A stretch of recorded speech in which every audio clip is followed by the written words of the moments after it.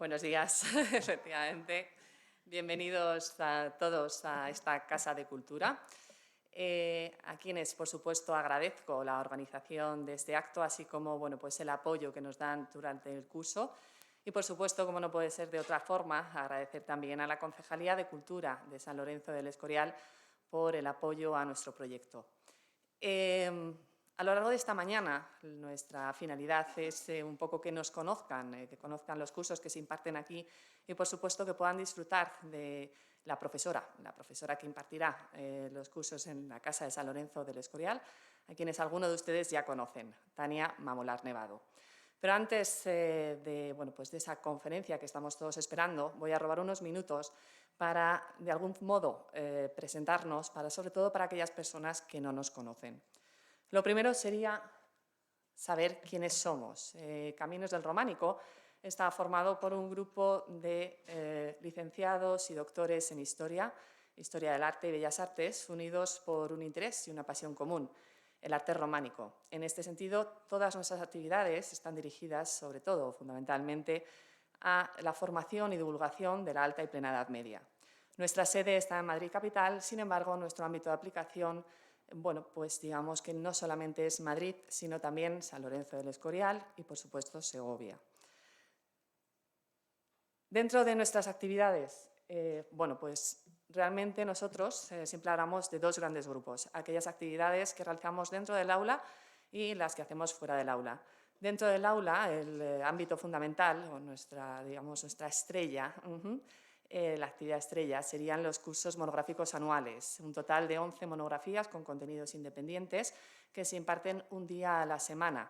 Normalmente empezamos en octubre y terminamos en torno a mayo-junio en función de ese calendario escolar.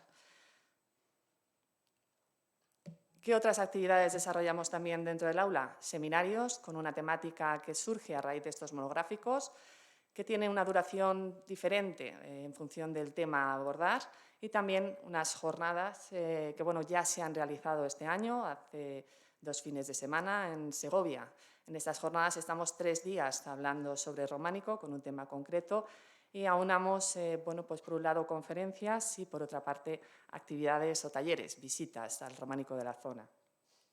En cuanto a esas actividades fuera del aula, pues tenemos conferencias, aquí en concreto en la Casa de Cultura damos todos los años un ciclo de conferencias formado por 4 conferencias con contenidos también independientes, en las cuales no solamente podrán escuchar a nuestro cuerpo docente, sino también a otros profesionales de otros ámbitos, universidades, instituciones, etc. Además de las conferencias, hablaríamos de las salidas de campo. ¿Qué es esto de salidas de campo? Pues cuando empezamos nuestra actividad surgió entre los alumnos la posibilidad de hacer salidas, excursiones que nos permitieran conocer ese románico que se veía en clase fuera del aula, con lo cual, pues a lo largo del curso se van ofertando estas actividades que van dirigidas a nuestros alumnos y siempre pues están organizadas por nosotros, lo cual significa que serán los propios profesores los que acompañen y den las explicaciones en cada una de las iglesias o espacios que vamos a visitar.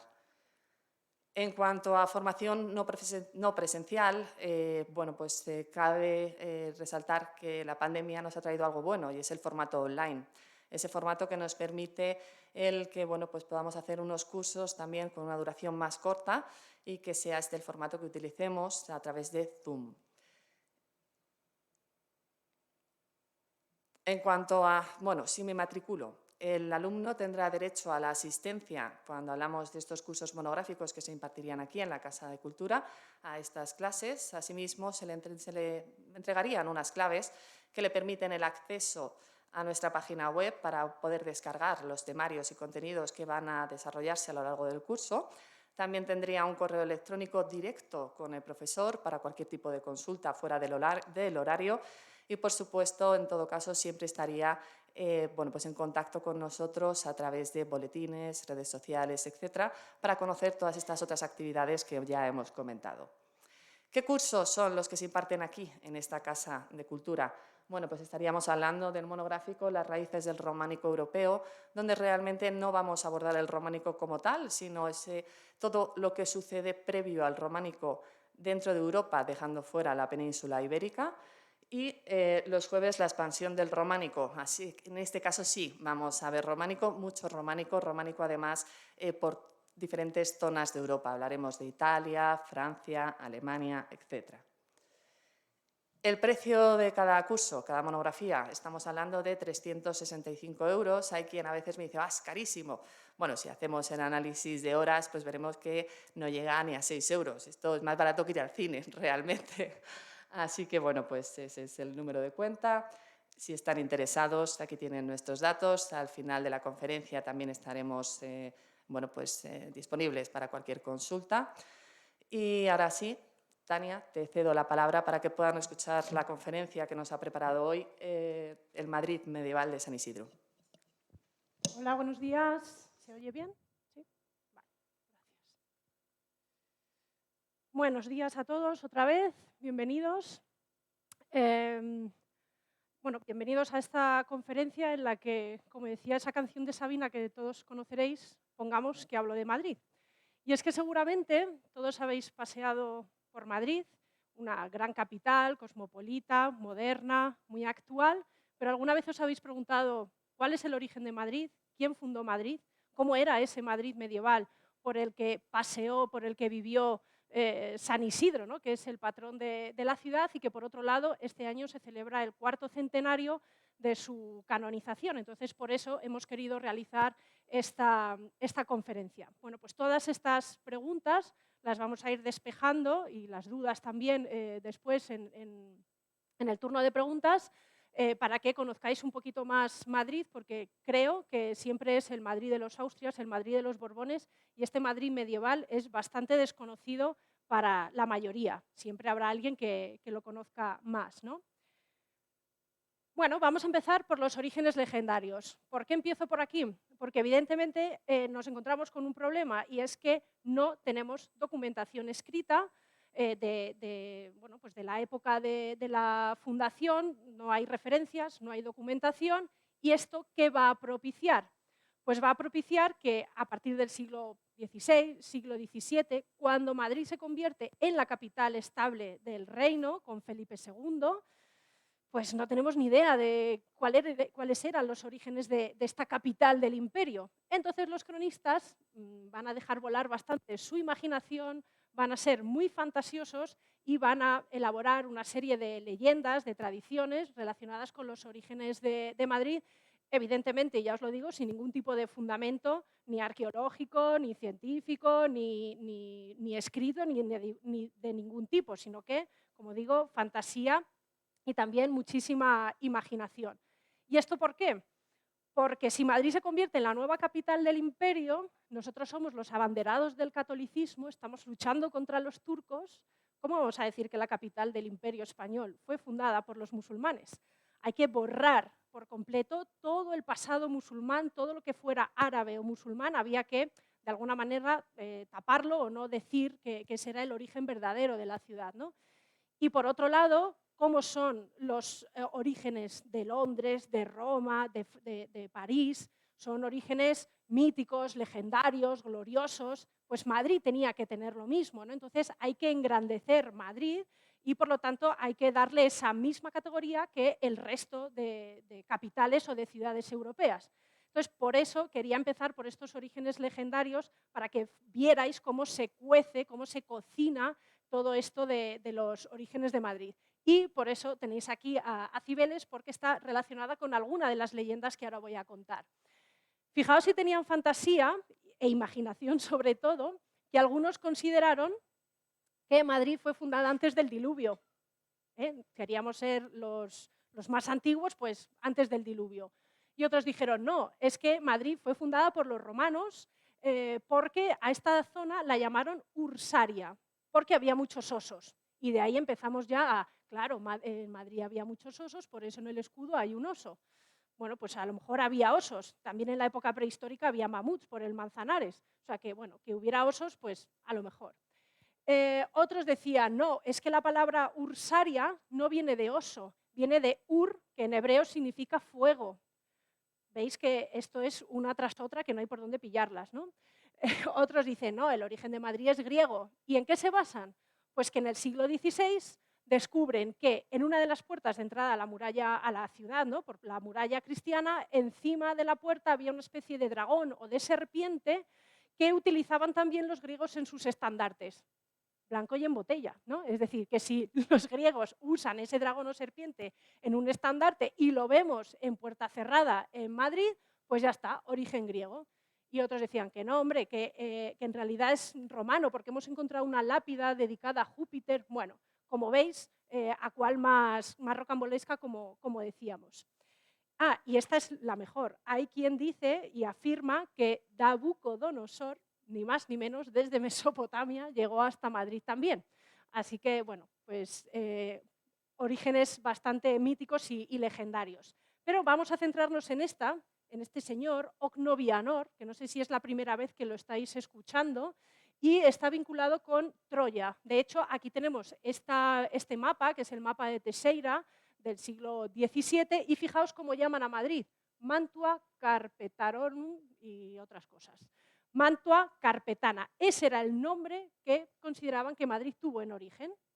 Y vamos a ver qué tiene que ver en todo esto, Cibeles, Mantua, Ocnovianor, Troya, vamos a ver cómo encajamos todo este puzzle que así a priori no sabemos cómo encaja todo esto, ¿no?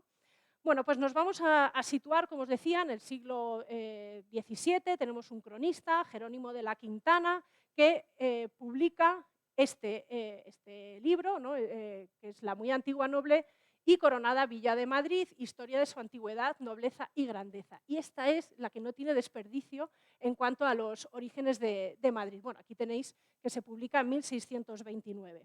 ¿Qué nos dice este señor? ¿Qué recoge en su libro sobre toda esta tradición, leyenda, estos mitos de Madrid? Dice que uno de los héroes de Troya, que se llamaba Bianor, se va a marchar, después de la guerra de Troya, a la zona de Albania, allí va a fundar un reino, y uno de sus hijos se va a marchar a Italia, que se llamaba Tiberis, qué casualidad, similar al río Tíber, ¿no? en Roma, que era el rey de esa zona de la Toscana y demás, y que ese Tiberis tiene dos hijos, uno de ellos es ilegítimo, el ilegítimo es Ocnovianor, y claro, como era ilegítimo, pues iba a luchar con el otro que era legítimo. Total, que le dice, toma un dinerito y te vas con tu madre por ahí. O sea, le quita, ¿no? de en medio. Y empiezan como a peregrinar, empiezan a caminar sin un rumbo, se paran en un lugar y allí fundan la ciudad de Mantua. Mantua, Italia, porque su madre, la madre de Ocnovianor, el descendiente de este héroe de Troya, se llamaba Mantua. Y aquí en Mantua, a Ocnovianor se le va a aparecer Apolo y le va a decir, este no es tu sitio, tú te tienes que ir más allá, por donde se va el sol. En los confines del mundo, tú allí tienes que hacer un reino. Así que ponte en marcha. Se pone en marcha y llega, casualidades de la vida, hasta aquí, a Madrid. Y cuando llega a esta zona, se le aparece otra vez Apolo en sueños y demás, y dice, no, que este ya es el sitio, aquí es donde te tienes que asentar. ¿Quiénes estaban aquí? Los carpetanos. Entonces, parece ser, según toda esta hipótesis de Jerónimo de la Quintana, que los carpetanos estaban esperando una señal para asentarse en un lugar concreto. Entonces hablan con Ocno y dicen, venga, sí, vamos a fundar aquí la ciudad, vamos a hacer las murallas, el templo, todo iba muy bien, pero dicen, ¿a quién vamos a dedicar al templo? ¿A tus dioses o a los nuestros? Empieza el jaleo. Así que otra vez se aparece Apolo y le dice, mira, tú ya has hecho bastante, pero para que no haya discordia, para que todo vuelva a su ser y que haya concordia entre los dos pueblos, tú te tienes que sacrificar. Así que Ocnovianor empezó a cavar su tumba para ser enterrado vivo y cuando estaba en ese proceso, ¿quién apareció? Cibeles.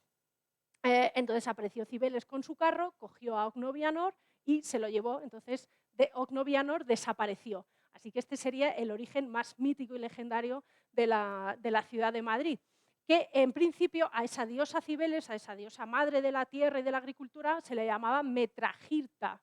Y entonces este Jerónimo dice Metragirta, Majerit, Madrid. Entonces él ya se lo ha cocinado todo estupendamente para que encaje. No sé si conocíais esta historia tan curiosa, ¿no? Bueno, ¿qué ocurrió en realidad? Ahora vamos a poner los pies en la tierra, ¿no? Vamos a dejarnos ya de tanta fantasía y vamos a conocer cómo era Madrid antes de ser Madrid, es decir, carpetanos, romanos y visigodos. ¿Qué huellas nos han dejado tanto en la actual Comunidad de Madrid, en la región o la comarca de Madrid y en la propia ciudad?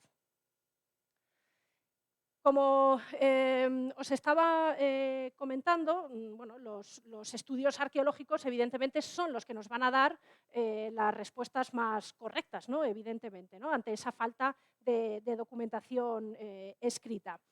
¿Quiénes estaban por aquí? Pues por aquí estaban los carpetanos, que esto seguramente os suena, ¿no? Los carpetanos pues en la zona de Madrid, Toledo, un poquito de Ciudad Real, Guadalajara, Cuenca.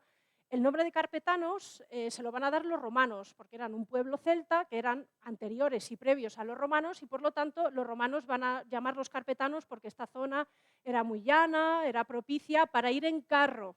Y eso es lo que significa los carpetanos. ¿Dónde tenemos restos de esta cultura y de esta población carpetana? Pues la hay, pero no en la propia ciudad de Madrid, no en la urbe de Madrid, sino en los alrededores hay restos carpetanos.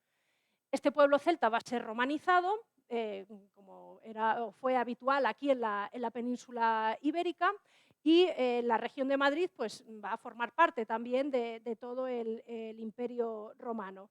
Pero, de nuevo, Madrid como tal no existía. Sí que hay restos arqueológicos en los alrededores, hay villas en la Casa de Campo, en Villaverde, tenemos también calzadas, seguramente os suena, ¿no? La que pasa por aquí cerquita, por Cercedilla. Entonces, al final, había también algunas urbes, algunos núcleos urbanos, como Complutum, que es Alcalá de Henares, Titulcia, Miacum, por supuesto Toledo. Entonces, lo que es la región de Madrid, sí que hay restos romanos, como digo, calzadas, villas y algunas urbes o núcleos urbanos, pero en el Madrid actual no hay restos. Por lo tanto, Madrid tampoco fue fundada por los romanos. Sí que los romanos estuvieron presentes, evidentemente, pero no en la ciudad actual. Y llegamos de esta manera hasta los visigodos, ¿no? Siglo V, el Imperio Romano ya está cayendo, llegan suevos, vándalos, alanos y, por supuesto, los visigodos, que van a establecer la capital en Toledo, como ya conocéis, ¿no? ¿Qué ocurre también con los visigodos? Que es un tema controvertido. ¿Hubo un Madrid visigodo? Sí o no. Hay debate, hay controversia, porque sí se han encontrado algunos restos arqueológicos, hay una necrópolis también por la zona de la Casa de Campo, se ha encontrado un esqueleto entre la Almudena y el Palacio Real en esas excavaciones que han hecho para el Museo de las Colecciones Reales, pero no tenemos datos de ningún asentamiento importante o estable por parte de los visigodos. De nuevo, probablemente fue una población dispersa, ¿no? Pero no asentada en la actual Madrid, ¿no? Como digo, esto también es debatible porque hay algunos historiadores que consideran que sí hubo, bueno, perdón, estos son las excavaciones, aquí tenéis la Almudena, el Palacio Real, toda esta zona se ha excavado porque se ha construido ahí el Museo de Colecciones Reales y, bueno, pues luego hablaremos de ello, pero os presento a Valentín, que es como le han llamado a este esqueleto, que se ha datado en fecha visigoda, pero está en un contexto que no se entiende, entonces de ahí que unos digan que sí, otros que no. Se ha datado como que es un señor de época visigoda. Entonces, claro, tenemos un esqueleto aquí, en la Almudena, de época visigoda, no sabemos si era un pastor que se murió y le enterraron ahí mismo, o si realmente pertenecía a alguna aldea visigoda previa al Madrid que vemos hoy, ¿no? Entonces, por eso, ¿hubo un Madrid visigodo? Sí o no. En el caso de que fuera afirmativa esta respuesta, esta sería la hipótesis. Como digo, esto es una hipótesis, porque hay unos que dicen que sí y otros que dicen que no. Y os sitúo, porque estaréis diciendo, ¿y eso dónde es?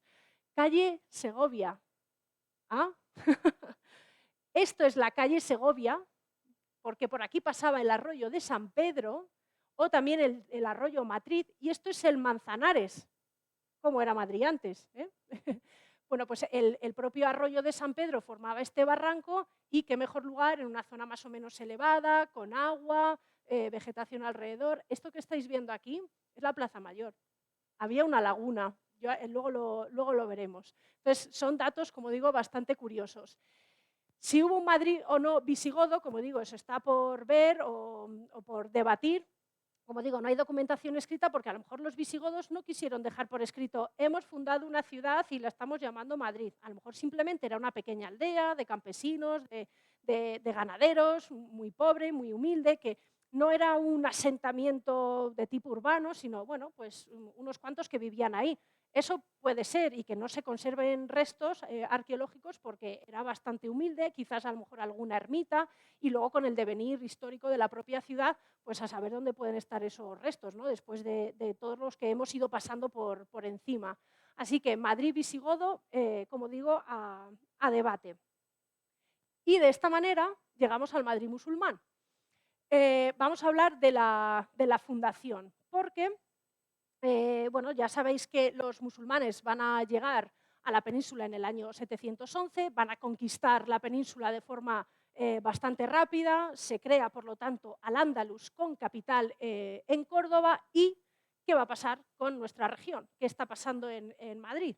Pues como muchos también os suena o conocéis, esa zona intermedia de la península ibérica era una zona bastante peligrosa, despoblada, poco articulada en temas administrativos y políticos por las continuas incursiones de los musulmanes hacia los cristianos y de los cristianos hacia los musulmanes, ¿no? Pero toda esta zona de Madrid pertenecía a los musulmanes. Y tened en cuenta que tienen una ciudad muy importante que es Toledo y que los cristianos cada vez están más hacia el sur. Ya la frontera está situada en el Duero. De manera que, bueno, aquí ya sí que tenemos testimonios, no solamente arqueológicos, sino también documentales. Lo que pasa es que los testimonios escritos no son contemporáneos al siglo IX, sino que son escritos un poquitín después, entonces pues también pueden surgir ciertas dudas, ¿no? En cualquier caso, este territorio de Madrid pertenecía a los musulmanes y lo que quieren es, en este caso, Muhammad I, que seguramente os suena por ese parque que hay por ahí al lado de la Almudena, lo que quiere es establecer varias líneas defensivas en la actual comarca de Madrid con varias finalidades. Una, proteger a Toledo, porque es la ciudad más importante, proteger las vías de comunicación, sobre todo para ir a Toledo y a Zaragoza. También vigilar a los cristianos que no sobrepasaran estas montañas que tenemos por aquí, el sistema central, la Sierra de Guadarrama. Y por otro lado también vigilar los pasos y los puertos de montaña, ¿no? Es decir, vigilar y proteger era lo fundamental de estas líneas defensivas y sobre todo crear bases militares que fueran el inicio, o sea, perdón, la base, el punto de origen para las racias hacia los cristianos, ¿no? Como base militar. Bueno, pues aquí tenéis algunas de las fortificaciones. Tengo aquí la lista y la chuleta más rápida. De esta manera surge Madrid, Talamanca del Jarama, Talavera de la Reina, Zorita de los Canes, Peñafora, Calatrava la Vieja. Muchos de estos lugares ya existían, es decir, que se mejoran las fortificaciones, y otros son de nueva fundación, como es el caso de Madrid. No solamente van a hacer estos ribats o estos castillos, estos alcázares, estos castillos de carácter militar, sino que van a hacer atalayas, y alguna seguramente que os suena más que otra. Por ejemplo, la de Torrelodones, que la tenemos bastante cerca. Torrelodones, Peñamuñana, El Molar, Torrelaguna, El Vellón. Bueno, aquí tenéis las andalusíes, que lo tenéis en color azul, las de la repoblación castellana en rojo y en verde las señoriales. Entonces, si os dais cuenta, son como varias líneas defensivas para todos los frentes, ¿no? Por si venían por la zona de Zaragoza, por si venían por la zona de Castilla y León, y de esa manera proteger las vías, los puertos y esas ciudades importantes, ¿no? De manera que Madrid va a surgir, esto también es hipotético, Madrid va a surgir como un enclave militar, ¿no? Completamente estratégico, y no van a elegir cualquier sitio, están eligiendo una zona donde está el Manzanares, una zona un poco escarpada que ya tiene una defensa natural, y el otro lado, que es más llano, también tiene un barranco. Esto de aquí es la calle Arenal. os he traído este dibujito que es así como muy de niños, pero es bastante claro, ¿no? Para que os situéis.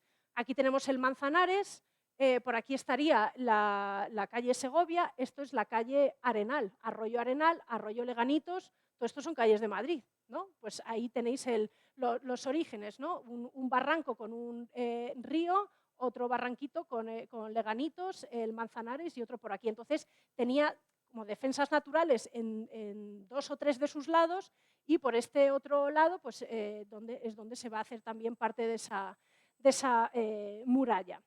Bueno, pues como decíamos, enclave estratégico, enclave militar, aquí se van a concentrar las tropas, es decir, que es una base militar. Yo siempre digo que esto es como Rota, ¿no? Pues Madrid era una base y desde el cual hacer todas esas expediciones, ¿no? Y bueno, vamos a ir viendo cuál era la organización. Como digo, esto es hipótesis porque también os voy a comentar las nuevas, bueno, que han hecho excavaciones y nos han descabalado todo, ¿no? Entonces, lo que se pensaba hasta ahora es que evidentemente teníamos una muralla, tenemos la zona del Alcázar, la Alcazaba, y luego teníamos pues, la zona también como de la Medina. Esta laguna de Luján es la plaza Mayor, para que os situéis. Y esto de aquí, este ángulo que yo estoy haciendo es Bailén con Mayor, ¿vale? Más o menos, por ahí. Por aquí estaría la plaza de Oriente y ya hemos dicho que este es la calle Arenal. Estáis situados, ¿no? Bueno, pues este es otro de los esquemas tradicionales. El Madrid musulmán pues tendría escasamente 8 o 9 hectáreas, vivirían aquí entre 2 y 3.000 personas y como veis estaba formado por un alcázar, por unas murallas, dentro de esas murallas estaría la Almudaina y luego ya la Medina que se va a desarrollar en el exterior. Otra vez Arroyo de San Pedro, que es la calle Segovia, ¿de acuerdo? Y por aquí el arroyo Arenal, que es la calle Arenal. Bueno, aquí tenéis la imagen del Madrid musulmán sobre una planimetría actual para que veáis Plaza de Oriente, lo que os decía, calle Mayor con Bailén es donde más o menos estaría ubicada la mezquita, que es donde se construyó Santa María la Mayor de la Almudena, y bueno, pues el fragmento que queda de muralla es el de aquí, el que está en el parque, en el jardín de Mohamed I, justo debajo de la Almudena. ¿Estáis todos situados? ¿Sí? Pues seguimos.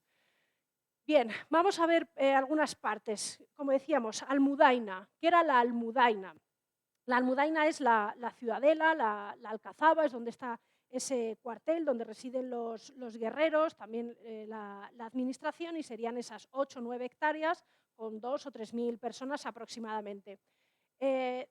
Aquí no se ve, pero en el dibujito, así infantil, se ve muy bien porque Almuzara. ¿Qué era la Almuzara? La Almuzara es una explanada para hacer las paradas militares o para hacer torneos. Entonces, bien estaba aquí.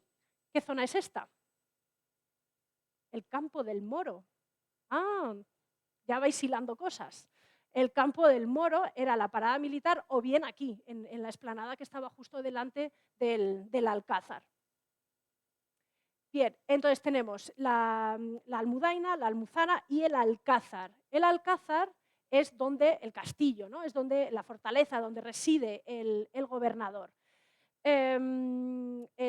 También hay dudas. ¿Dónde estaba este Alcázar? Hay quien dice que estaba en el mismo lugar donde luego los cristianos van a hacer el Alcázar que se incendia en el siglo XVIII y en el lugar donde se construye el Palacio Real, es decir, que estaría ubicado aquí, en el mismo lugar, y otros dicen que no, que el castillo, que ese Alcázar, estaría ubicado donde actualmente está la Catedral de la Almudena, porque hay una serie de documentación, pero ya del 16 y del 17, que dicen que hay una fortificación antigua en el Pozacho, y la zona del Pozacho y la Torre de Narigues estaría aquí. Entonces hay quien dice, ¿esa fortaleza antigua será la islámica? Entonces ahí, en el Madrid medieval todos son preguntas, también ya os lo voy avisando, y hay que echarle imaginación porque evidentemente al ser una ciudad tan moderna, pues los restos arqueológicos se han ido, o sea, perdón, los restos antiguos se han ido enmascarando, ¿no? Por ese Madrid más actual, entonces hay muchas cosas que son hipótesis, que son preguntas y que están sin resolver hasta que no tengamos o más datos arqueológicos o que salga algún tipo de documentación, ¿no? Entonces, el castillo, tenemos esas dos ubicaciones y aquí veis en color más oscuro, en este color negro, los tramos de la muralla árabe que se conservan, que se han redescubierto, ¿no? Este sería la zona del Parque de Mohamed I y esto es lo nuevo que se ha encontrado con las excavaciones que os he comentado del Museo de Colecciones Reales, justo al lado de la Almudena y del Palacio Real.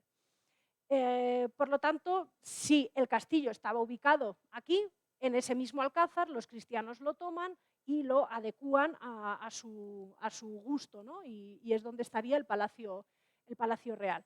Luego fijaos que tenemos arrabales, es decir, que hay una medina. ¿Qué quiere decir esto? Que por un lado hemos hablado de la Almudaina, que sería el enclave de carácter militar, donde estaba el cuartel, donde estaban los soldados, pero hay que abastecer a esas personas. Entonces, poco a poco van a llegar comerciantes, artesanos, agricultores, ganaderos, bueno, todo tipo de oficios para abastecer a este cuartel y van a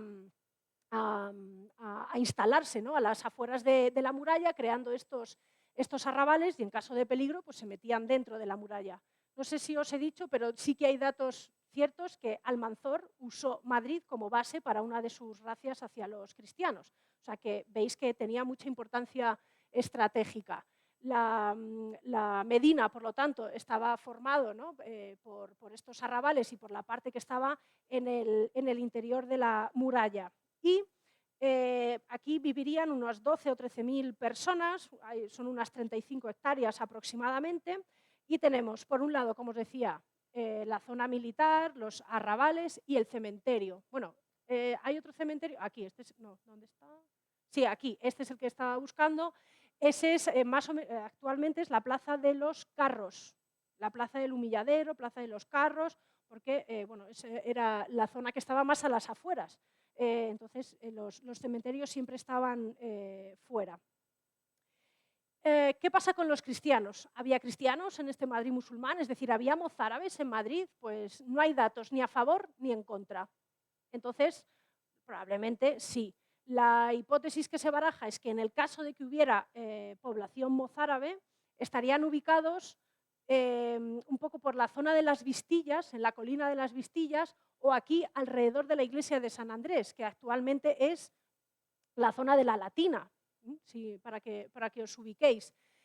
Y están separados la zona cristiana de la zona musulmana por el arroyo de San Pedro. Hay quien dice, como veis aquí hay más tradiciones que otra cosa, hay quien dice que este es el origen de esa expresión de los madriles, porque había un Madrid cristiano a un lado de la colina y un Madrid musulmán al otro lado del río. Entonces, bueno, pues puede ser una posibilidad, como digo, esto ya forma parte de las leyendas y de las tradiciones.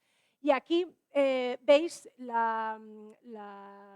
el dibujo, ¿no?, sobre una planimetría actual de por dónde discurriría la muralla árabe en Madrid. Bueno, ¿qué pasaba con la muralla? Pues que esto también es un poco lío, porque sabemos que hay dos murallas. Los interrogantes que tenemos es ¿quién lo hizo? Entonces sabemos que hay dos, pero hay que averiguar quién hizo cada una de ellas. Los antiguos cronistas decían que una de las murallas la habían construido los griegos y la otra los romanos, ¿no?, y se quedaron tan anchos. En el siglo XIX decían, no, las dos murallas fueron construidas por los árabes. Y ya a mediados del siglo XX dicen, hay una almudaina y luego está la otra de la Medina, que engloba la zona, bueno, lo tenéis aquí, que englobaría la zona de los arrabales, ¿no? Y seguramente conocéis a Caballero Zoreda, ¿no?, por las clases, los que sois alumnos os sonará bastante. Bueno, pues él hizo una serie de excavaciones también por Madrid y junto con Montero Vallejo consideraron que además de esta muralla había una medianilla, que es esta. Ahora vuelvo a lo otro. Entonces, esta medianilla, como digo, se han encontrado restos en la Plaza de la Villa, pero ya en 1944, un cubo de muralla, y unos dicen, sí, esto es de la muralla, y otros dicen, no, esto es un viaje de agua, entonces tampoco se ponen de acuerdo, ¿no? Así que lo más extendido es que la primera muralla, es decir, esta es de origen musulmán, luego tenemos esta medianilla, que unos dicen que sí, otros dicen que no, que abarcaría los arrabales musulmanes, y luego ya tenemos una muralla cristiana que vuelve a abarcar los arrabales existentes, ¿no? Pero no se descarta que la muralla cristiana tenga una base o que se reutilizara o que vaya por el mismo sitio que a lo mejor alguna muralla musulmana previa, ¿no? ¿Por qué toda esta polémica? Porque sabemos que después de un ataque cristiano, Abderramán III o bien reconstruye la muralla que ha sido dañada o bien construye otra. Entonces, ¿qué es lo que Abderramán reconstruye esta o construye esta? O si consideramos que esta también es musulmana, entonces ahí viene todo este lío, porque, claro, dicen, y restaura y reforma la muralla. Sí, pero ¿cuál? No nos dice por dónde va y cuál es, ¿no? Entonces, por eso también toda esta problemática. Vamos a ir a este parque de Mohamed, porque es el tramo más amplio y mejor conservado que tenemos de la muralla musulmana. Son 120 metros de largo, 8 metros de alto y 2 de grosor. Se han encontrado 6 torres y una portilla, y evidentemente está bastante retocada, ¿no?, en épocas posteriores. Este tramo de muralla, que como veis está justo debajo de la Almudena, va a aparecer en los años 50, pero no se le hace mucho caso, y empieza a tener más interés en los 70. ¿Por qué? Si habéis estado por aquí, no he traído ninguna imagen, pero aquí hay un edificio tremendo. Bueno, pues empiezan las obras para la construcción, aparece todo esto, incluso se llegaron a tirar 20 metros de muralla para hacerles el garaje a los del edificio. Parece ser también, según he leído, que había un cartel diciendo cascotes gratis, ¿no? Un poco de ironía, así que os podéis imaginar bueno, pues el expolio y la burrada que se hizo con la muralla de Madrid, porque claro, es que esto es viejo, esto es feo, esto aquí no pinta nada en este Madrid moderno, nuevo, de los años 70, se cargaron todos los palacetes de la Castellana, se cargaron 20 metros de la muralla y otras tantas cosas más, ¿no? Entonces, bueno, menos mal que dejaron estos 120 metros y bueno, pues ahí veis que está hecho con pedernal, también con ladrillo, está como muy remendada, ¿no?, en épocas posteriores. Aquí tenéis las puertas. Tenemos la Puerta de la Vega, que os sonará por la cuesta, ¿no?, la Cuesta de la Vega, que esta es la más importante. Luego aquí había un arco, ya en época cristiana se llamó el Arco de Santa María, porque estaba aquí la Almudena, y luego la Puerta de la Sagra, que unos la ponen aquí, otros por aquí, y Sagra es porque daba a la zona de cultivos, ¿no? O sea, que sería la que daba más al exterior.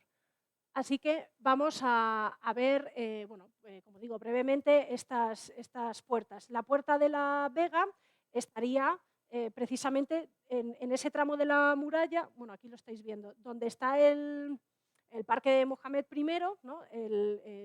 Bueno, sería por aquí, y en esa esquina, más o menos con la Almudena, la calle Mayor y la Cuesta de la Vega, estaría esta puerta.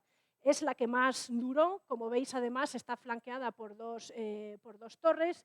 Esto es un dibujo del siglo XVI, pero más o menos estaría ubicada ahí donde os he indicado, y estuvo en pie hasta 1708, hasta el siglo XVIII, y se sustituye por otro portillo de madera. Así que esta sería la más importante y la que más tiempo estuvo en pie por la importancia del lugar donde estaba. Es la calle, un poco por el puente y la calle Segovia es lo que estaría más cerca.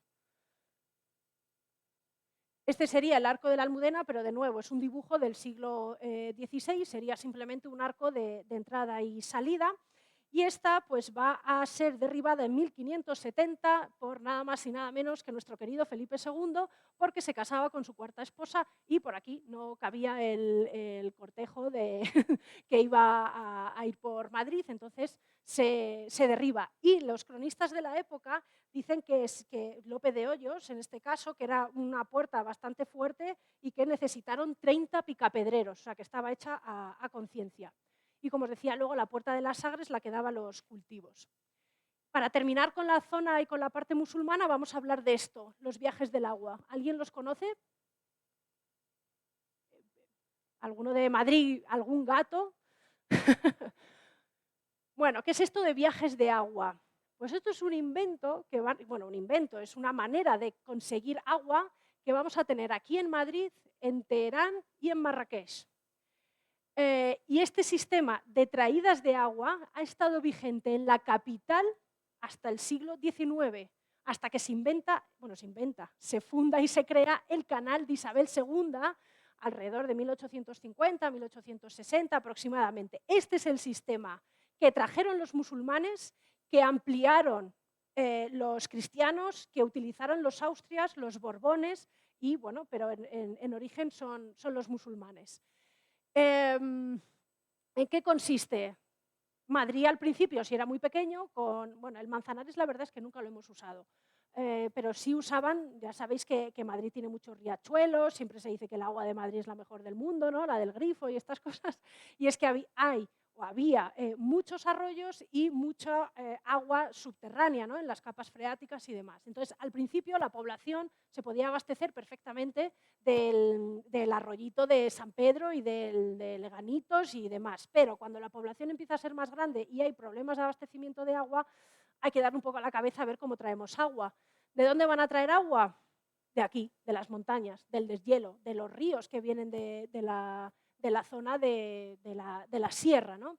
Entonces, consiste en, como digo, captar el agua del deshielo y de las capas freáticas haciendo unos pozos, ¿no? Que los estáis viendo aquí, para captar o bien el agua que iba cayendo, ¿no? De esos manantiales o de esos ríos, o también del suelo que era permeable.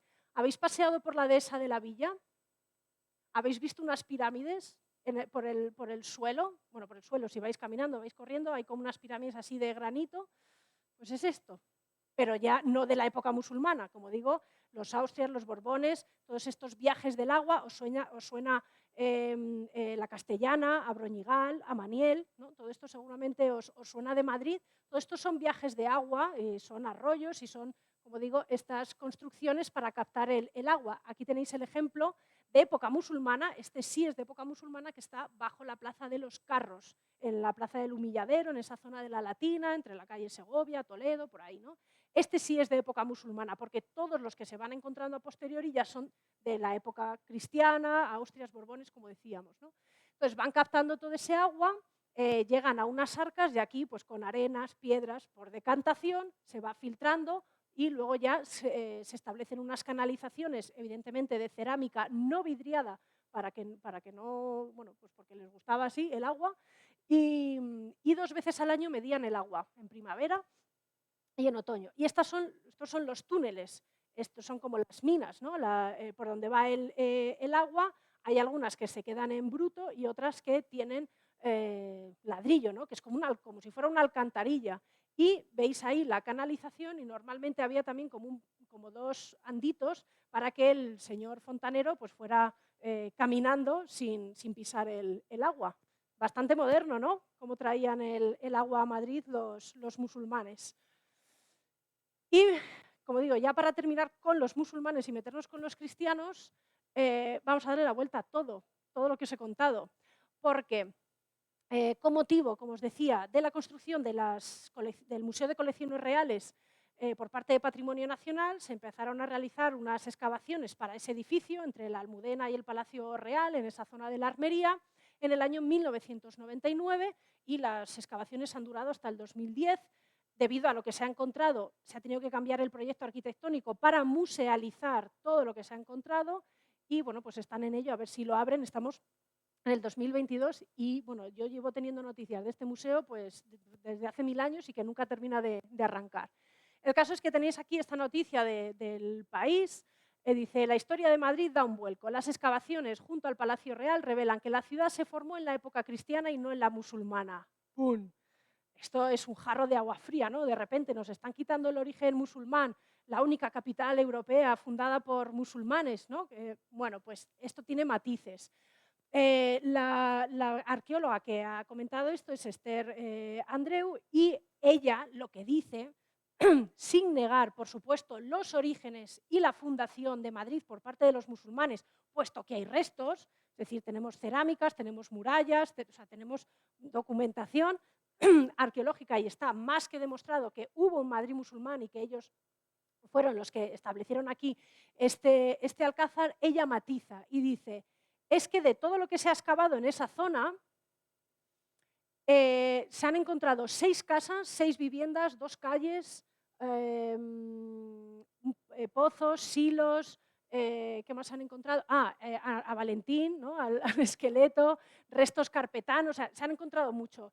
Y a ella le llama la atención que ella decía, ostras, estas casas, tengo 6 casas del siglo XII, a partir del siglo XII, es decir, posterior a la conquista de Madrid, es decir, son casas posteriores a Alfonso VI. Dice, bueno, voy a seguir bajando, que seguramente encuentre los cimientos de época árabe. Sigue bajando y que ahí los árabes no aparecen. Por lo tanto, ella, ¿qué dice? Que claro que Madrid fue un enclave militar por parte de los musulmanes, pero como ciudad, como urbe, con población, con casas como las conocemos hoy en día, fue a partir de los cristianos. Esa es su matización y esa es su nueva hipótesis, porque los restos musulmanes que han encontrado aquí, silos, pozos, cerámica, ella dice, esto los musulmanes lo usaban como basurero. Y los basureros, hay también un horno de un alfarero, dice, y todo esto estaba siempre a las afueras de la ciudad. Por lo tanto, esta zona que nosotros pensábamos que era el cogollo, ¿no?, de esa Medina musulmana, va a resultar que no. O bien los señores soldados vivían en jaimas, que no dejan restos, o bien eran casas hechas de adobe que no necesitan cimientos, o aquí solamente vivían, como digo, estaba el cuartel y punto. Entonces le pregunta los periodistas, bueno, y entonces, ¿dónde estaba la población musulmana? Si esto era un basurero, si aquí solo has encontrado restos de cerámica y demás, pues probablemente en lo que es hoy la Plaza de Oriente y demás, a las afueras, de manera diseminada, vivirían esos agricultores, esos alfareros o toda esa población, pero muy dispersa. Pero no, a día de hoy no se han encontrado casas de origen musulmán. Por eso ella dice que estas son las primeras casas de Madrid y que estas primeras casas de Madrid son cristianas. Entonces, a día de hoy, con la documentación que tenemos, según ella, Madrid fue fundada por los musulmanes, pero, o sea, Madrid como enclave militar, ¿no?, como cuartel, como asentamiento, pero como población, con casas, como urbe, a partir de los cristianos. Así que veis que el matiz es bastante importante, ¿no? Bueno, pues pasamos... y esta es la parte que han musealizado. Bueno, no os he contado nada de esto. Han encontrado parte de la muralla musulmana, estos son los muros de las casas y luego silos y demás, ¿no? Y a nuestro querido Valentín.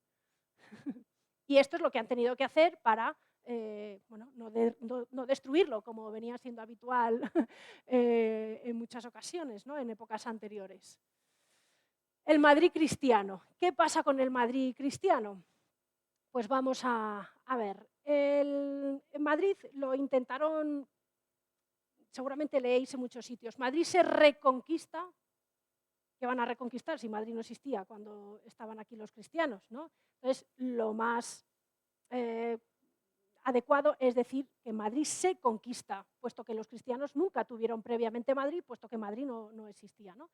Entonces, el primer monarca que intenta conquistar Madrid fue Ramiro de León en el 932.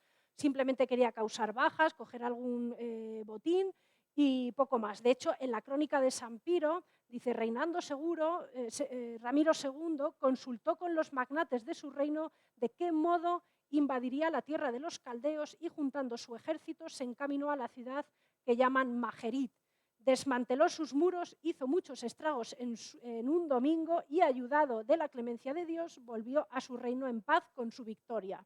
Nada, vino pues eso, a desmantelar Madrid y a marcharse, ¿no? Luego, y por esto, Abderramán III, ¿qué hace? ¿Reconstruye la muralla que ya estaba o construye una nueva para salvaguardar mejor los arrabales? Fernando I de Castilla y León, pues también fue otro monarca que sitió Madrid, pero ¿quién fue el que realmente consigue Madrid para los cristianos? Bueno, si los tenéis aquí. Alfonso VI. Aquí está. Alfonso VI, que ya, bueno, es muy familiar seguramente para todos vosotros.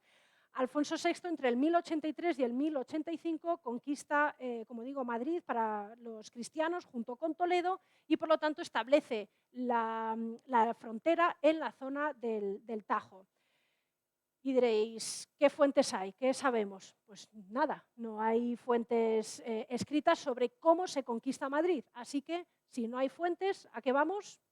A la imaginación, a las leyendas, a las historias caballerescas, pero sí es cierto que hay dos hipótesis. Por un lado, Madrid se conquista cuando está bajando hacia Toledo, es decir, a la que va a Toledo, me paso por Madrid y la conquisto, entonces sería 1083, y otros dicen, no, es que Madrid cae en manos cristianas después de que Toledo capitule, por lo tanto, 1085, es decir, que o a la que voy o a la que vengo, ¿no? Para entendernos, Madrid se conquista, pero siempre vinculado con Toledo, siempre vinculado a esa conquista de Toledo. Que sepamos, no hubo lucha, no hubo enfrentamiento, no hubo asedio, no hubo batalla. De hecho, siempre se dice también que el Alcázar de Madrid nunca fue tomado, pero hay algunas leyendas que dicen que sí. Y seguramente esta leyenda os suena. ¿Por qué los madrileños son gatos? ¿Alguna vez os lo habéis preguntado? Por aquí hay alguno, me ha levantado la mano. Bueno, pues ¿por qué los madrileños son gatos? Porque se supone que cuando Alfonso VI está con sus tropas a las afueras de Madrid, con todas las tropas cristianas, para asaltar, según esta tradición, y conquistar la ciudad, hubo un cristiano que, valeroso, raudo y veloz, corrió hacia la muralla musulmana y con un cuchillo, con unos cuchillos o él, empezó a escalar la muralla para abrir la puerta a los cristianos, para poner la bandera de los cristianos. ¿Y cómo escaló ese soldado? Como un gato.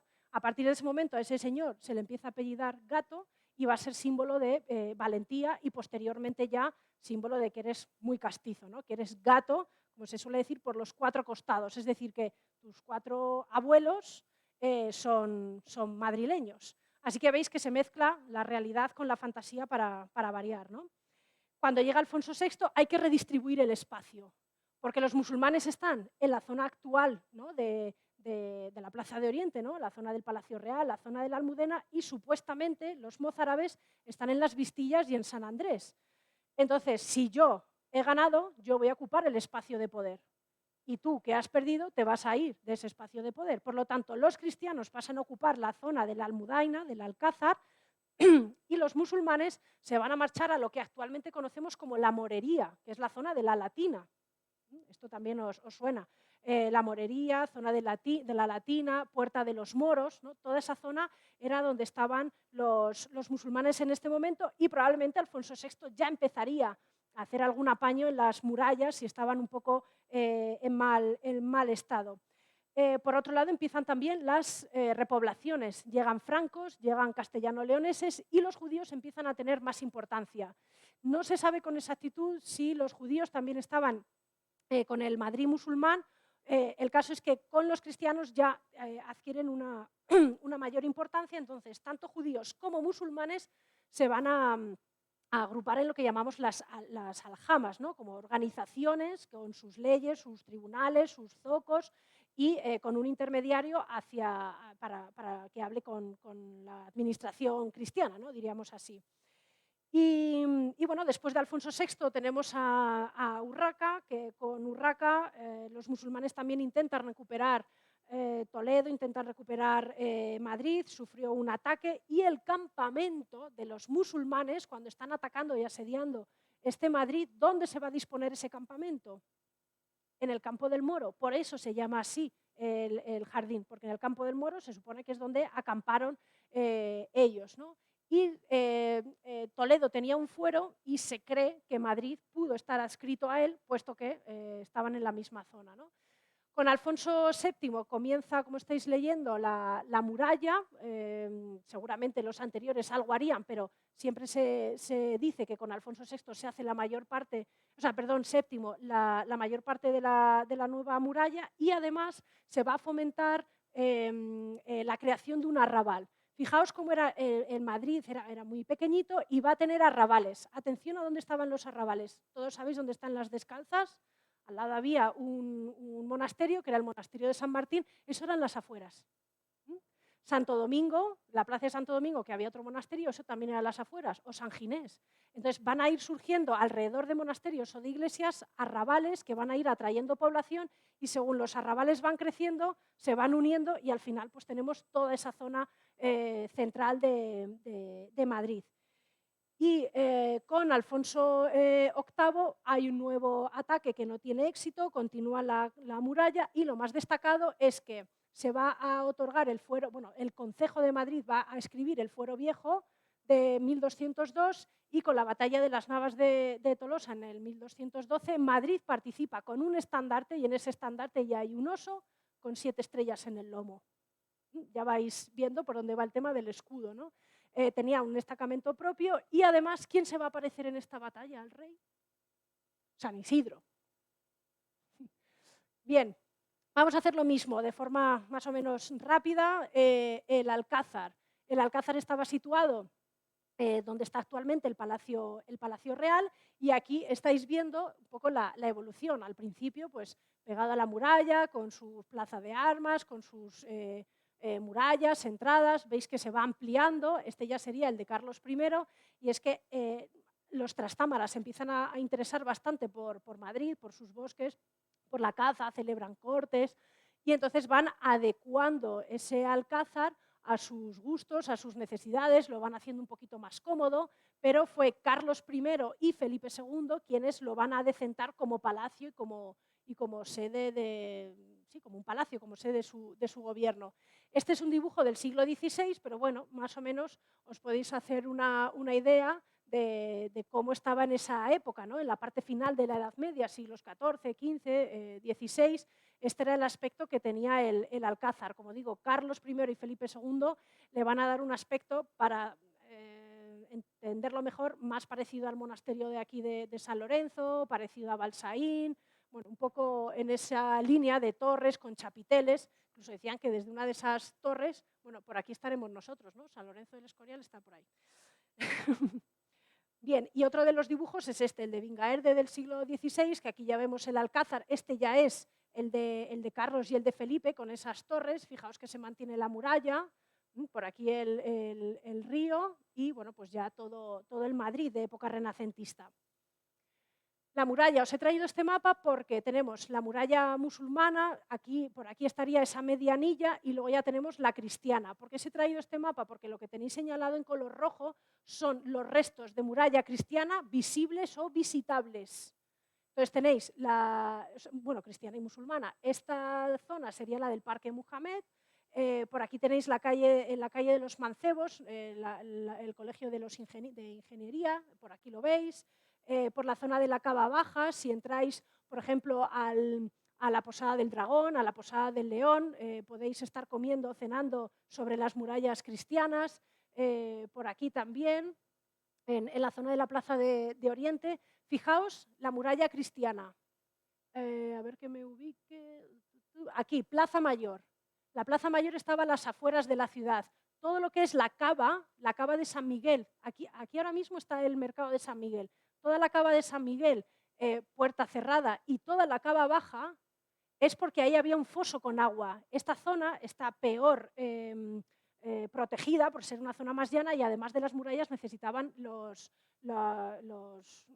fosos con el agua, que luego se echa a tierra y se convierten en calles. Entonces, desde aquí, y la zona de la calle Escalinata, calle del Espejo, también podéis encontrar. Entonces, veis que discurre por aquí. La Plaza Mayor estaría fuera, y tenemos puertas. La puerta de Balnadú, más o menos en la zona de Ópera, la Puerta de Guadalajara en la calle Mayor, Puerta Cerrada en la calle Segovia, Puerta de los Moros en la zona de la Latina, la Puerta de Santa María que ya la hemos visto, la de la Vega y la de la Sagra. Bueno, aquí tenéis algunos restos, como os decía, en el Colegio de Ingenieros, en la calle de los Mancebos. Hay algunos, como digo, que son visibles desde la calle porque están en una zona jardinada, otros están en locales. Fijaos, os podéis tomar una cañita mirando a la muralla de la Plaza de los Carros. Ay, perdón. Calle del Almendro, todo este muro, Cava Baja. Aquí también se pueden ver restos en la Cava Baja número 22. Seguramente habéis paseado y habéis dicho, uy, este muro feo, ¿por qué no lo arreglan? Bueno, pues no lo pueden arreglar porque es muralla cristiana del siglo XII. Cava Baja, esto es lo que os decía de la Posada del Dragón, la Posada del León de Oro, que tú estás cenando, comiendo aquí arriba y abajo tienes restos de la muralla. Calle de la Escalinata. Aquí el pobre que sea el dueño de este solar, en cuanto encontraron la muralla, dijeron, se te acabó el chollo, aquí no puedes volver a construir. Esta foto es bastante bonita porque si vais ahora está llena de grafitis y de porquería, entonces he encontrado una que todavía no está muy destrozado.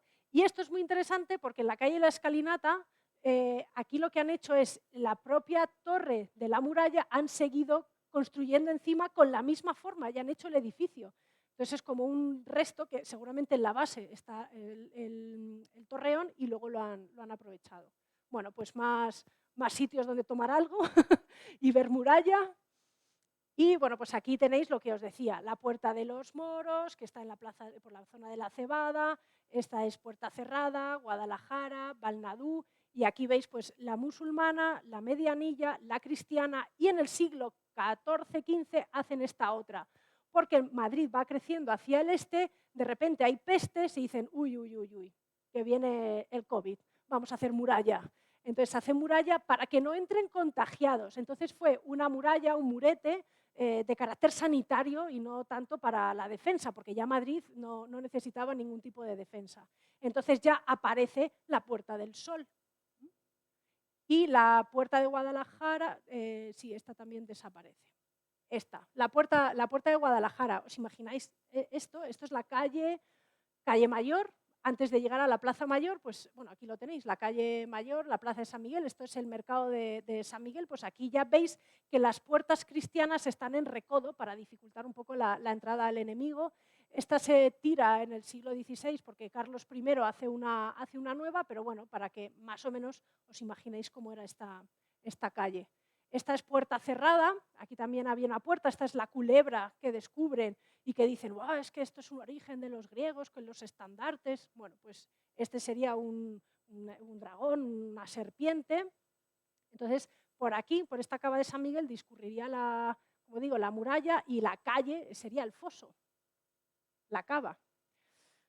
Bueno, pues vistas las puertas y la muralla, vamos rápidamente al fuero. El fuero, ¿qué es esto del fuero? 1202. Se conserva en el archivo del cuartel del Conde Duque.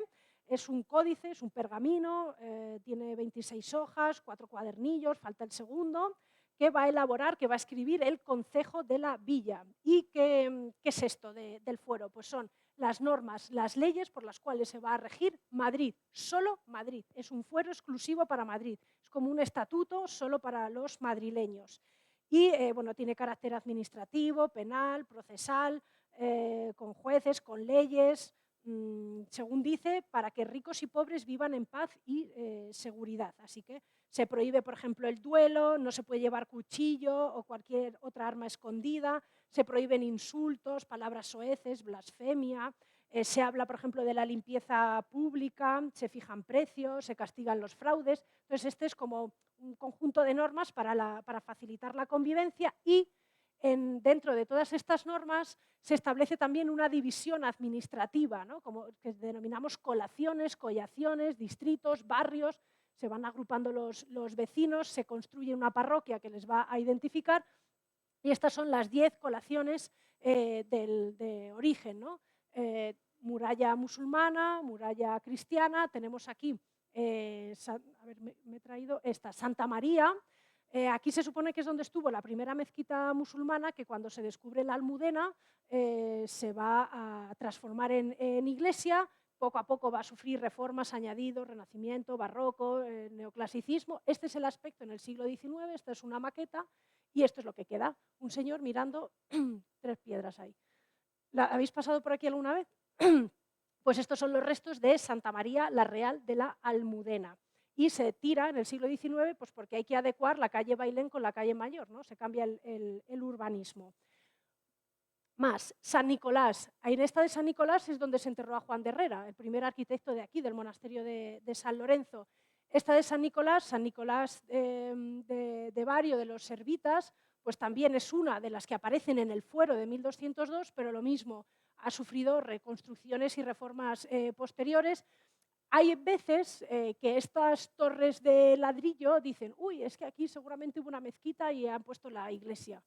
Bueno, pues no hay datos de tantas mezquitas en Madrid. Santiago, esta seguramente también la conocéis. Pues la iglesia fue derribada por José Bonaparte y rehecha un poquito más para allá, también en un estilo así como, como neoclásico. Si queréis empezar el Camino de Santiago lo podéis hacer desde aquí, por cierto.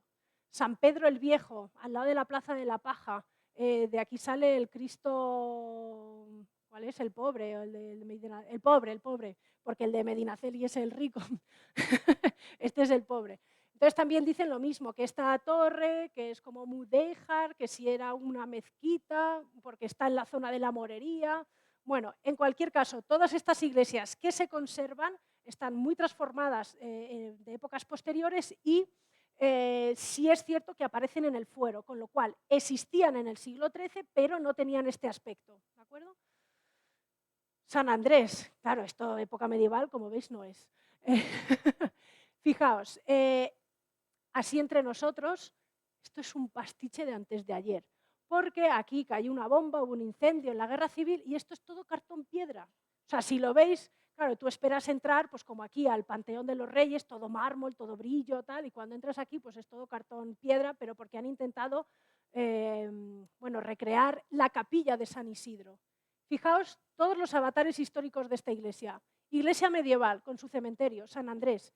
Aquí es donde se supone que entierran a San Isidro. Fuera, en el cementerio. 1212, batalla de las Navas de Tolosa, se aparece, ¿he dicho Santiago? No, San Isidro, perdón, Navas de Tolosa, aparece San Isidro a los reyes, ¿no? O sea, al rey para ayudar a los cristianos, pero era un pastor. Y cuando sale el cadáver de San Isidro, el rey Alfonso VI está aquí y dice, uy, este es el pastor que se me ha aparecido a mí en las Navas de Tolosa, pues este debe ser santo. Y dicen, no, no, no, aquí en el cementerio fuera no puede estar, y lo meten dentro. Entonces se amplía la iglesia. Luego se construye la capilla del obispo, que está en la Plaza de la Paja, y dicen, esta capilla va a ser un lugar más digno para el santo. Bueno, todavía no era santo, pero hacía milagros. Y lo trasladan aquí. ¿Qué ocurre? Que el capellán se enemista con el sacristán. Y entonces hacen un muro y dicen, ala, devuélveme otra vez el cuerpo. Entonces, atención, San Isidro está en el cementerio, luego pasa al interior, luego se va a la capilla del obispo, luego vuelve a San Andrés y le hacen una capilla ya barroca, que es esa la que hemos visto, que son estos dos espacios, que llegamos a la guerra civil y parte de las dependencias de la iglesia desaparecen y ahora la capilla de San Isidro es la iglesia de San Andrés. ¿Me habéis seguido? Y diréis, ¿dónde está San Isidro? Entonces, aquí no. En el siglo XVIII lo trasladan a la Colegiata de San Isidro porque Carlos III expulsa a los jesuitas y el Colegio Imperial de los Jesuitas se queda vacío y lo mejor es llevarse al santo.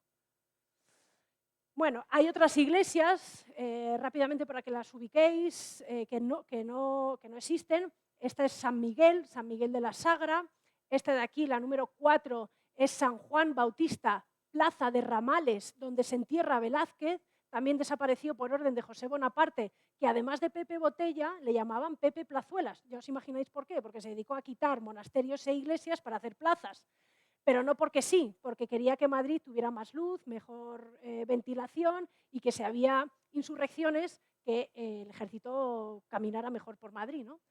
San Juan Bautista, el 10 es la de Santiago que hemos comentado, esta es la del Salvador, Plaza de la Villa es donde se reunía el concejo de la Villa, esta es la de San Nicolás, esta, la número 8, es San Miguel, que es donde está el mercado de San Miguel, ahí estaba la iglesia de San Miguel de los Octoes, se derriba también ¿por quién? Por José Bonaparte. El número 9, que es San Justo, que actualmente es San Miguel, la iglesia pontificia de San Miguel, en la calle Sacramento, San Pedro el Viejo, que lo hemos visto, y San Andrés. Así que estas son las 10 colaciones, parroquias, distritos, barrios que aparecen en el fuero de 1202 en Madrid. Iglesias que algunas se conservan transformadas y otras que no se conserva nada. Bueno, festejo rápidamente, había toros, pero con matices, porque dice, vale, no lo tengo exactamente, pero son más bien encierros, aunque aquí en las cantigas veis que están lanceando al toro, en los toros que había aquí en Madrid no se podía matar al toro. ¿Quién pagaba el toro? Los carniceros. Y si alguien mataba al toro había que indemnizar al ganadero y se le ponía una multa a quien había matado al toro. Otro de los juegos habituales en Madrid era el chito. ¿A alguien le suena? ¿El tejo? Sí. Bueno, pues también dice de quien jugase al chito, todo hombre que jugara a los chitos y al arrojar el tejo hiriera y no matara, pruebe que no quiso herirlo. Además, pague la cantidad para curar la llaga. O sea que también estaba todo muy bien estipulado.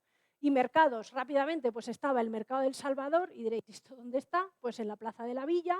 De hecho, Enrique IV, el hermano de Isabel la Católica, nos va a conceder ese título de muy noble y muy leal.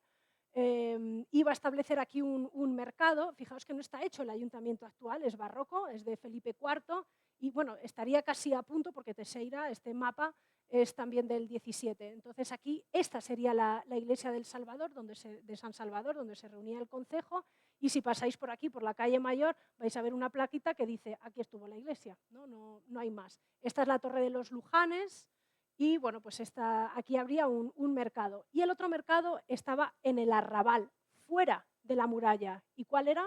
La actual Plaza Mayor. Esto es la Plaza Mayor. Fijaos que esta sería la muralla, la iglesia de San Miguel, donde está el mercado de San Miguel. Esto es la cava de San Miguel, fijaos aquí el foso, la puerta de Guadalajara, el camino hacia Alcalá, y había una laguna. Esa laguna se va a desecar y poco a poco va a ir surgiendo un mercado. ¿Por qué fuera? Porque si entran hay que pagar el portazgo. Entonces es mejor que la población salga y venga con su bolsita de la compra, ¿no? Y aquí veis cómo va a ir evolucionando a medida que Madrid va creciendo ya en el 15 del 16. Bueno, pues se va organizando mejor hasta que en 1617 se construye en tiempos de Felipe III la actual Plaza Mayor. Y ya, para terminar rápidamente, hay que hablar de las devociones, ¿no? ¿A quién se venera aquí en Madrid? Pues tenemos a la Virgen de la Almudena y a San Isidro. ¿Qué nos dice la tradición con respecto a la Almudena? Esto seguramente también os suena, pero es un poco rocambolesco. Año 38 después de Cristo. Por aquí aparece Santiago, que viene a predicar a la península y se trae una imagen pintada por San Lucas y hecha por Nicodemo. Desde Jerusalén se trae esa imagen de la Virgen y se la deja, casualidades de la vida, a un discípulo que hay en Madrid. Cuando Madrid no estaba, vamos, todavía ni en la imaginación de los cronistas de ninguna época. Pero bueno, hay que darle a Madrid un pasado bien glorioso, ¿no? Entonces, Santiago tuvo que pasar por aquí. Entonces, esto es a lo que me refiero cuando se construye la historia. Todos los famosos van a pasar por Madrid porque es la capital y cómo no va a pasar Santiago por aquí. Bueno, el caso es que deja esa pequeña imagen. Entonces se presupone que hay una pequeña población visigoda, siguiendo esta tradición y toda esta leyenda, que ante el temor de la llegada de los musulmanes la van a esconder y se queda ahí guardada. Cuando llega Alfonso VI y los cristianos le dicen, oye, había una imagen, la escondieron, ¿qué hacemos? Vamos a buscarla. Procesiones, rezos, ayunos, de todo. Y cuando están paseando por la muralla, el lienzo de repente ¡pua!, se derrumba y aparece la Virgen, pero no estaba sola. ¿Con quién estaba? Con dos cirios encendidos desde hacía 300 o 400 años. Entonces ahí veis el momento espectacular de esa aparición de la Virgen. E inmediatamente esa imagen se la van a llevar a la mezquita que se ha consagrado como iglesia como iglesia de Santa María en un primer momento. Y ahora os hago una pregunta. Si la primera muralla que tuvo Madrid es del siglo IX, ¿cómo van a esconder una imagen en una muralla que todavía no estaba hecha? ¿No? Esa es la primera incongruencia. Bueno, pues se apaña perfectamente. Los visigodos tenían esa imagen en su ermita, la esconden y cuando los musulmanes construyen la muralla consideran que hay que trasladarla para que esté más segura y por eso aparece en el 1085 en la muralla. Así que tienen respuesta para todo, ¿no? Bueno, ¿qué pasa con San Isidro? Y ya como veis voy terminando, voy concluyendo. San Isidro, ¿qué nos dice? Nuestro querido cronista Jerónimo de la Quintana, en el siglo XVII, nos dice nada más y nada menos que San Isidro era natural de Madrid, que nace en el 1082, que nace en el 1082 cuando Madrid era de los moros y que era hijo de padres mozárabes. Y se queda tan ancho. Sin embargo, hay una investigadora del CSIC, Matilde Fernández, que dice, que investiga la primera documentación en la que se hace referencia a San Isidro y ese códice es del siglo XIII y se habla en ese códice del siglo XIII de una persona humilde, sencilla, un labrador, vinculado al arte del agua, que estaba casado. Entonces, todos estos matices chirrían un poco porque normalmente los santos cristianos eran nobles, eran mártires o ya eran religiosos. Chirría que tuviera un oficio, que estuviera casado. Entonces, esta investigadora dice, es que en realidad San Isidro no era cristiano, era musulmán. Nos está hablando, ya sé que esto suena como que Santa Teresa y Cervantes eran de Cataluña, pero en esta cuestión era muy habitual entre los bereberes tener a estos santones, vamos a decir así, vinculados al arte de captar el agua y de captar manantiales, y quizás a lo mejor estamos ante un sincretismo religioso, es decir, que los cristianos se están apoderando o están adaptando este santón madrileño musulmán, pero con cierta popularidad, y a lo mejor lo están adaptando a un discurso cristiano, ¿no? O es un santo cristiano con influencias musulmanas, o realmente lo que está representando San Isidro es esa conciliación, ¿no? entre ambas culturas. Incluso se llega a decir que, lo tengo por aquí, que su nombre, Isidro, es una castellanización del nombre Dris, D-R-I-S-S. Y bueno, pues como digo, hay historias varias, ¿no? Rápido, estamos en el Museo de los Orígenes.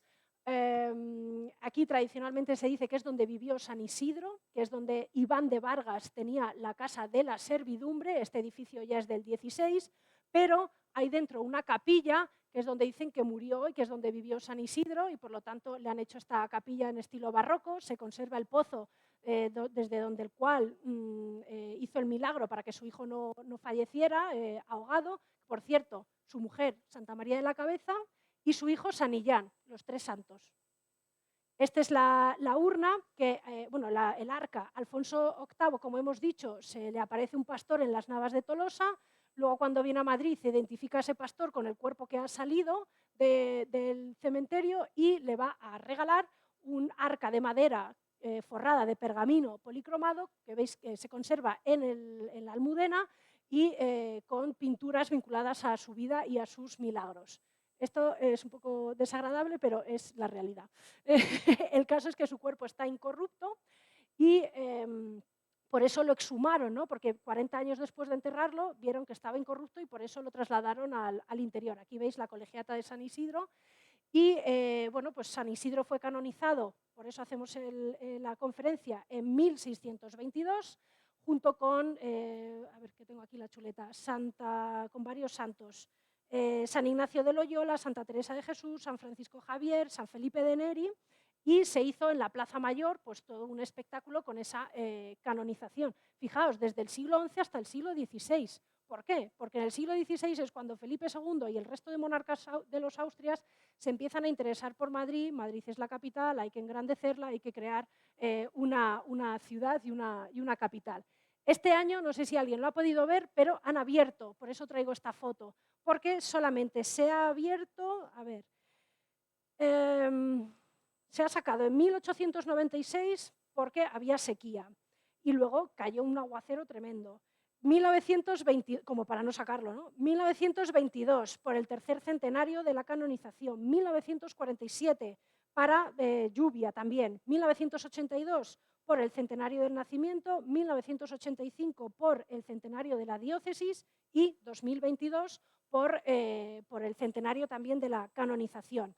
Además de todo esto, ha sido muy habitual que los reyes recurrieran al santo incorrupto para curar sus enfermedades o para dormir con él o para sacarlo de paseo a ver si les curaba y les mejoraba. Y la urna o sea, el ataúd donde está ahora es de plata y es ya un regalo de Mariana de Neoburgo, que fue una de las esposas de Carlos II. Esto no es el día de la canonización, es un auto de fe en la Plaza Mayor, pero bueno, para que os hagáis una idea de cómo pudo ser esa celebración y esa canonización. Se ponían gradas y se veía el espectáculo. Bueno, pues hasta aquí la conferencia. Espero que hayáis descubierto un poquito más de ese Madrid por el que paseáis. Y bueno, pues muchísimas gracias como siempre por venir. Espero veros a todos o a casi todos en las clases. ¿Vale? Gracias.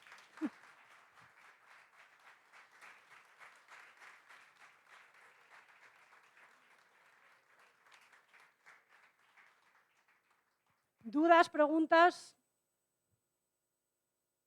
¿Algo que se os haya quedado en el tintero? ¿Bien? ¿Estáis a gusto? ¿Sentados? ¿Bien? Pues nada, Pues si no hay ninguna pregunta, está apagado. muchísimas gracias. ¿Todo bien entonces? Pues nada, pues nos vemos. Gracias.